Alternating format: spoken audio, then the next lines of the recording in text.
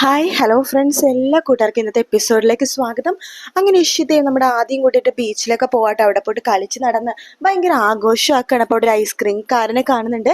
അവിടെ നിന്ന് രണ്ടുപേരും ഐസ്ക്രീം ഒക്കെ കഴിക്കുന്നുണ്ട്. ശേഷം ഇഷിതയോട് പറയുന്നുണ്ട്, മോനെ നമുക്ക് കുറച്ച് അപ്പുറത്തേക്ക് പോയാലോ? ആ ശരി എന്ന് പറയാണ്.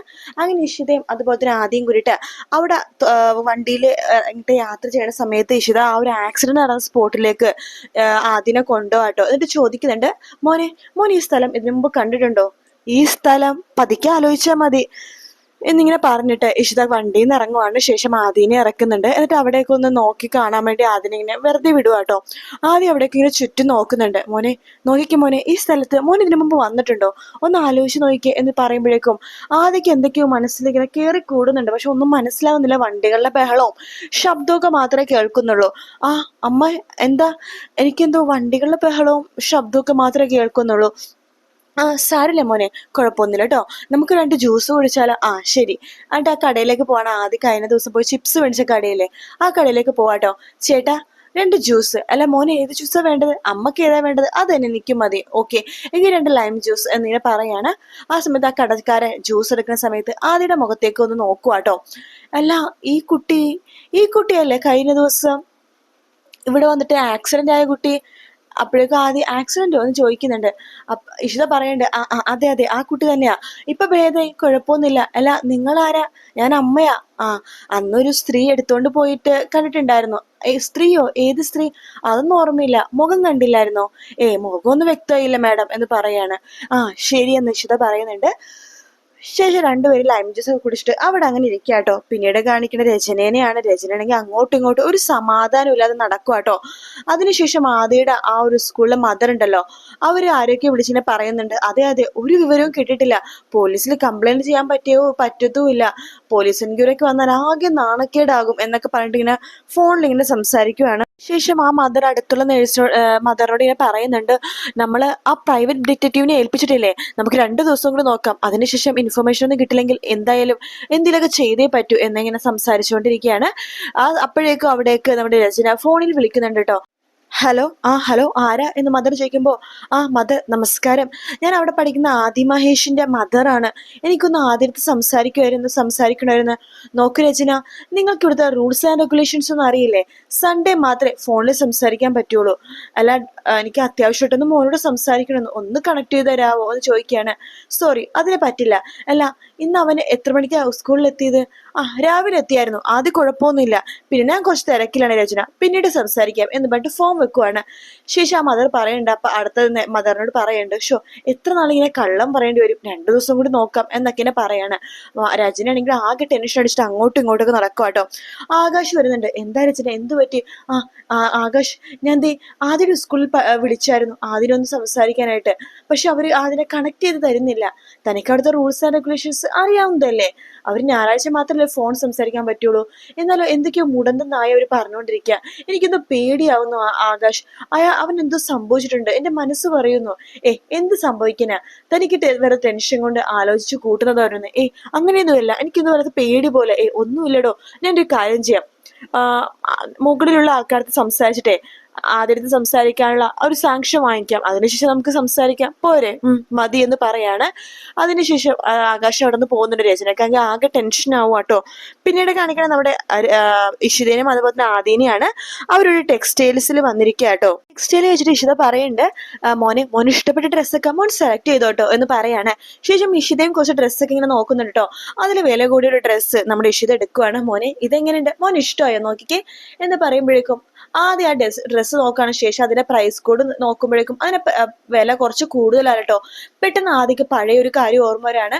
മഹേഷ് ഡ്രസ്സ് എടുത്തുള്ള സമയത്ത്, മോനെ ഇതിന് വില കൂടുതലാണല്ലോ, ആ ഒരു 1000 രൂപ കുറവുള്ള ഡ്രസ്സ് നോക്കാവോ എന്ന് മഹേഷ് പണ്ട് പറഞ്ഞ കാര്യം ആദ്യക്ക് ഓർമ്മ വരും കേട്ടോ. അതിനുശേഷം ഇതിഷിത ചോദിക്കണ്ടേ, എന്തു പറ്റി മോനെ? അല്ല, ഇത് ഭയങ്കര വിലയുള്ളതല്ലേ അമ്മേ? എനിക്ക് വില കുറവുള്ളത് മതി എന്ന് ആര് പറഞ്ഞു? അല്ല, അന്ന് അച്ഛൻ്റെ കൂടെ ഡ്രസ്സ് എടുക്കാൻ വന്നപ്പോഴേ അച്ഛൻ പറഞ്ഞിരുന്നില്ല അങ്ങനെ? അച്ഛൻ അങ്ങനെ പറഞ്ഞിരുന്നോ? അങ്ങനെ പറഞ്ഞിരുന്നു എന്ന് പറയാണ്. ഈശ്വര, ആദ്യക്കൊരു ഓർമ്മ വരുന്നുണ്ടല്ലോ എന്ന് ഈശ്വര മനസ്സിൽ വിചാരിക്കുകയാണ്. അയ്യോ, മോൻ വിലയൊന്നും നോക്കണ്ട, മോൻ ഇഷ്ടപ്പെട്ടത് എടുത്തെന്ന് പറയാണ്. എന്നാലും വേണ്ട അമ്മേ, എനിക്ക് കുറച്ച് വില കുറവുള്ള ഡ്രസ്സ് മതി. മോൻ എന്താ വെച്ചാൽ നോക്കിയിട്ട് എടുത്തോ, ഇഷ്ടമുള്ളതൊക്കെ എടുത്തോ എന്ന് പറഞ്ഞിട്ട് ഇഷിത ഒരു കോൾ വരുമ്പോഴേക്കും അപ്പുറത്തേക്ക് നീങ്ങി നിൽക്കുവാട്ടോ. ഹലോ, അഡ്മിറ്റ് ചെയ്തോളൂ, കൂടുതലാണെങ്കിൽ അഡ്മിറ്റ് ചെയ്യേ എന്നൊക്കെ പറഞ്ഞ് ഹോസ്പിറ്റലിലെ കാര്യങ്ങൾ സംസാരിച്ചുകൊണ്ടിരിക്കുകയാണ്. നമ്മുടെ ആദ്യം ഓരോരോ ഡ്രസ്സ് നോക്കി നോക്കി നോക്കി അവിടുത്തെ ഒരു ഗ്ലാസിന്റെ അടുത്തേക്ക് എത്തുവാട്ടെ. അപ്പൊ ആ ഗ്ലാസ്സിൽ കൂടി നോക്കിക്കഴിഞ്ഞാൽ പുറത്ത് കാഴ്ചകൾ കാണാം. പെട്ടെന്നാണ് ആദ്യം ആ കാഴ്ച കാണുന്നത്. മഹേഷ് അവിടെ നിന്നിട്ട് ഫോൺ ചെയ്തുകൊണ്ടിരിക്കുകയാണ്. ഇത് അച്ഛനല്ലേ? അതെ അതെ അച്ഛൻ തന്നെ എന്ന് പറഞ്ഞിട്ട് വേഗം തന്നെ ആദ്യം അവിടുന്ന് ഓടി നിലത്തേക്ക് ഇറങ്ങി പോകുവാട്ടോ. എന്നിട്ട് ഡോറ് തുറക്കുന്നുണ്ട്. അച്ഛാ എന്ന് പറഞ്ഞ് വിളിക്കുന്നുണ്ട്. മഹേഷ് ആകെ ഞെട്ടി ആദിയുടെ മുഖത്തേക്ക് നോക്കുവാണ്. ഈശ്വര, എന്റെ മോനല്ലേ ഇത്? മോനെ എന്ന് പറഞ്ഞിട്ട് ആദിയുടെ അടുത്തേക്ക് പോവാണ്. അച്ഛനെന്താ ഇവിടെ? അത് ഞാൻ പിന്നെ അല്ല, അച്ഛൻ ബിസിനസ് ടൂറിന് പോയിരിക്കുകയാണെന്നല്ലോ അമ്മ പറഞ്ഞത് എന്ന് പറയുമ്പോഴേക്കും മഹേഷ് പറയുന്നുണ്ട്, അത് ഞാൻ എത്തി മോനെ എന്ന് പറയാണ്. മോനെന്താ ഇവിടെ? ഞാൻ അമ്മയുടെ കൂടെ ഡ്രസ്സ് എടുക്കാൻ വേണ്ടി വന്നതാണ്. മോനെ എന്നോട് പിണക്കൊന്നുമില്ലല്ലോ അല്ലേ എന്ന് ചോദിക്കുമ്പോ, എനിക്കോ അച്ഛനോട് പിണക്കോ? എന്തിന്? എനിക്ക് അച്ഛനോട് ഇഷ്ടം മാത്രമല്ലേ ഉള്ളൂ എന്ന് പറയുമ്പോ മഹേഷ് മനസ്സിലാലോചിക്കുകയാണ്. ഈശ്വര, എന്റെ മോനെ എന്റെ ഇപ്പോഴും ഇഷ്ടമാണ്. അന്ന് ചിലപ്പോ ആകാശം അതുപോലെ തന്നെ രചനയും വന്നതുകൊണ്ടായിരിക്കും മോനോട് ദേഷ്യം അഭിനയിച്ചത്. മോനെ നമുക്കൊരു സെൽഫി എടുത്താലോ? അതിനെന്താ, എടുക്കാലോ എന്ന് പറയാണ്. അങ്ങനെ മഹേഷ് ഫോൺ എടുത്തിട്ട് കുറെ സെൽഫി എടുക്കുന്നുട്ടോ. അതിനെ കെട്ടിപ്പിടിച്ചിട്ടും അതിന് ഉമ്മ കൊടുത്തിട്ടൊക്കെ ഒരുപാട് സെൽഫി എടുക്കാണ്. വാച്ചാ അമ്മയടുത്ത് പോവാം എന്ന് പറയുമ്പോ, അല്ല മോൻ അമ്മയടുത്ത് പോയിക്കോ, അച്ഛൻ വരാം. ഞാനന്ന് അമ്മേനെ വിളിച്ചോണ്ട് വരട്ടെ. ശരി എന്ന് പറയാണ്. അങ്ങനെ നമ്മുടെ ആദ്യം ഓടി അകത്തേക്ക് പോകട്ടെ, അമ്മേന്ന് പറഞ്ഞിട്ട് അകത്തേക്ക് പോകുന്നുണ്ട്. ആ സമയത്ത് മഹേഷ് ആണെങ്കിൽ, ഈശ്വര, രചനനെ വിളിച്ചുകൊണ്ടുവരാൻ വേണ്ടി പോവായിരിക്കും, വേഗം ഇവിടെ നിന്ന് പോകാം എന്ന് പറഞ്ഞിട്ട് വണ്ടി എടുത്തിട്ട് അവിടെ നിന്ന് വേഗം തന്നെ മുങ്ങുവാട്ടോ. നമ്മുടെ ഇഷിത ചോദിക്കണ്ടല്ല, മോനെ എങ്ങോട്ടേക്കാ പോയത്? അതേ, ഇരുന്ന് അച്ഛനെ കണ്ടിരുന്നു. അച്ഛനെയോ? അതേന്നേ, അച്ഛൻ നിലത്തുണ്ട്, അമ്മ വന്നേ എന്ന് പറഞ്ഞിട്ട് വിളിക്കുകയാണ്. ഈശ്വര, ഇവന്റെ ഒറിജിനൽ അച്ഛനായിരിക്കോ എന്നൊക്കെ പറഞ്ഞിട്ട് ഇഷിത ആദിയുടെ കൂടെ നിലത്തേക്ക് വരുമ്പോഴേക്കും അവിടെ ആരെയും കാണുന്നില്ല കേട്ടോ. എവിടെ മോനെ അച്ഛൻ? അച്ഛൻ ഇവിടെ ഉണ്ടായിരുന്നു അമ്മേ, ഞാൻ കണ്ടതല്ലേ. ഇല്ല മോനെ തോന്നിയതായിരിക്കും, അച്ഛനോട് വരാൻ ഒരു ചാൻസും ഇല്ല. ഇല്ല അമ്മേ, ഞാൻ അച്ഛനെ കണ്ടതാ, സെൽഫിയൊക്കെ എടുത്തു. മോനെ തോന്നിയതായിരിക്കാം. ഈ സമയത്ത് പല തോന്നലും മോനുണ്ടാവും. ചില പഴയ കാര്യങ്ങൾ എന്തെങ്കിലും മോനെ ഓർത്തതായിരിക്കാം. അങ്ങനെ ആയിരിക്കും മോനെ. നമുക്ക് പോയാലോ? ശരി എന്ന് പറയണം. മോൻ ഡ്രസ്സൊക്കെ സെലക്ട് ചെയ്തോ? ഇല്ല. മോനും കൂടെ വാ എന്ന് പറഞ്ഞിട്ട് അകത്തേക്ക് വിളിച്ചുകൊണ്ട് വീണ്ടും പോകാട്ടോ ഇഷിത. അതിനുശേഷം മഹേഷ് ഇങ്ങനെ വണ്ടിയിങ്ങനെ പോയിക്കൊണ്ടിരിക്കുകയാണ്. എന്റെ മോനെ എന്നെ ഇപ്പോഴും ഒത്തിരി ഇഷ്ടമാണ്. എന്റെ മോൻ ഒരുപാട് എന്നെ സ്നേഹിക്കുന്നുണ്ട്. ഒരുപാട് സന്തോഷായി എന്നൊക്കെ പറഞ്ഞിട്ട് മഹേഷ് ഇങ്ങനെ പോയിക്കൊണ്ടിരിക്കാൻ നേരത്ത് ആകാശിന്റെ കാറ് കാണുവാട്ടോ. കാറിൽ നമ്മുടെ രചനയും ആകാശം കൂടി കേറുന്നുണ്ട്. അത് കാണുമ്പോഴേക്കും നമ്മുടെ മഹേഷ് വണ്ടിയിൽ നിന്ന് ഇറങ്ങി പുറത്തേക്ക് ഇറങ്ങുവാട്ടോ. ആകാശാണെങ്കിൽ നോക്കുമ്പോ രചന ആകെ ടെൻഷനിലാണ്. എന്ത് പറ്റിയിടന്ന് ചോദിക്കുമ്പോ, അല്ല, എന്റെ മോനെ കുറിച്ച് ഒരു വിവരവും ഇല്ലല്ലോ. തുടങ്ങിയോ ആദ്യ പുരാണം? പിന്നെ എന്താ പറയേണ്ടത്? ചിപ്പിനെ എനിക്ക് നഷ്ടമായി. എന്റെ മോൻ മാത്രമേ എനിക്കുള്ളൂ. അവനെ കുറിച്ചൊരു വിവരവും ഇല്ല. അവന് ഊട്ടിൽ സ്കൂളിലുണ്ടോ? എനിക്കെന്തോ വല്ലാതെ പേടി പോരാ. അവൻ മിസ്സിംഗ് ആണോ എന്നൊരു തോന്നല്. അതൊക്കെ തന്നെ തോന്നലാണ്. അവന് സ്കൂളിൽ രാവിലെ തന്നെ എത്തി എന്നൊക്കെ ആകാശ് ഇങ്ങനെ പറഞ്ഞുകൊണ്ടിരിക്കെ തന്നെ മഹേഷ് അങ്ങോട്ടേക്ക് സ്ലോ മോഷനിൽ നടന്നു വരുവാട്ടോ.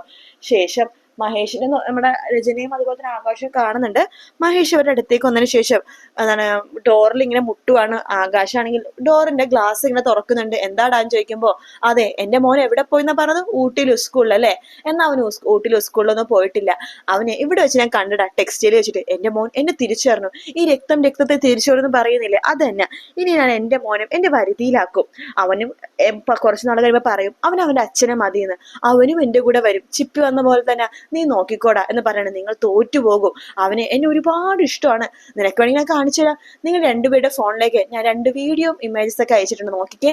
അവൻ എന്നെയാണ് ഇഷ്ടം എന്ന് പറയണതും അവന്റെ കൂടെ നിൽക്കുന്ന ഫോട്ടോസും വീഡിയോസും അത് നോക്ക് എന്ന് പറയാണ്.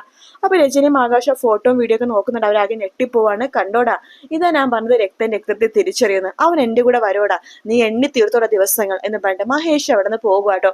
മഹേഷ് പോയി കഴിയുമ്പോഴേക്കും രചന ചോദിക്കണ്ടേ, എന്താ ആകാശ് ഇത്?